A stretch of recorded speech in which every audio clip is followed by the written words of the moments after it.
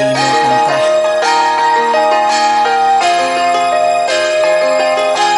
You are now listening to 13 Beats Exclusive. Ini nga kanta ko para sa usa nga babayi nga pinaka-importante god sa akong kinabuhi.